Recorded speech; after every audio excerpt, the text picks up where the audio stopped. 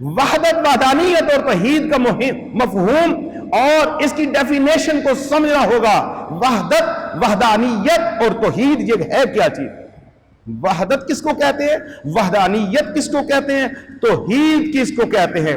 عقیدہ توحید کی معرفت کے لیے ایک اہم بات جو ذہن نشین کرنی ہے میرے پیاروں، میرے عزیزوں، جسے بہت سے اہل علم حضرات نے اپنے انداز میں بیان کیا ہے، مگر اللہ تبارک و تعالیٰ کی توفیق سے قرآن مجید اور حدیث نبویہ، ائمہ کبار، محدثین، مفسرین، اسلاف، ائمہ اور اہل بیت اطہار، صحابہ کرام رضوان اللہ تعالی اجمعین اور اسلاف کی مفسرین کی تفاسیر کے مطالعہ کے بعد جو بات سمجھ میں آتی ہے وہ کیا ہے کہ اللہ تبارک و تعالی کا ایک ہونا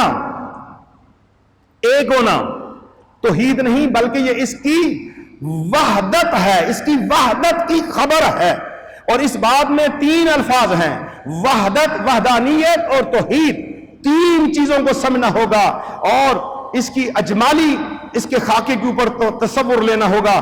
وحدت کس کو کہتے ہیں؟ وحدت اکائی کو کہتے ہیں.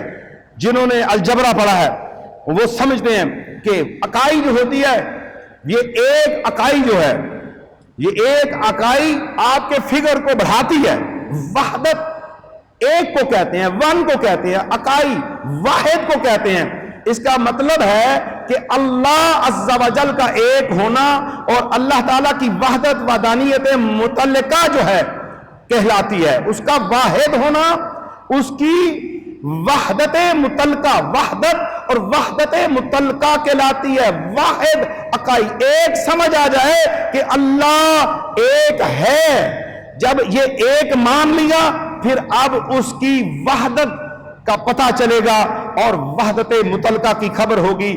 وحدانیت کیا ہے میرے عزیزو؟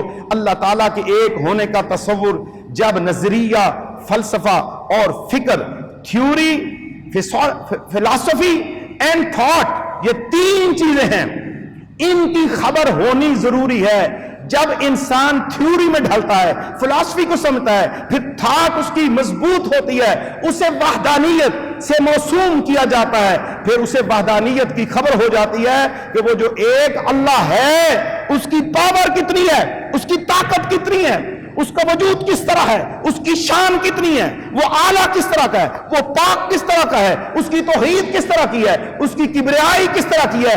وحدانیت کے اندر آ کے ان امور کے اوپر جب اسے خبر مل جائے گی تو کہا جائے گا کہ یہ بندہ وحدانیت کے علم والا ہے، وحدانیت کو جاننے والا ہے. کیوں نے اس ایک اکائی کو سمجھ لیا، ایک واحد کو سمجھ لیا، اور کائنات میں جس ذات کے لیے یہ اکائی کا استعمال ہوا ہے، هو اللہ احد، وہ اللہ ایک ہے.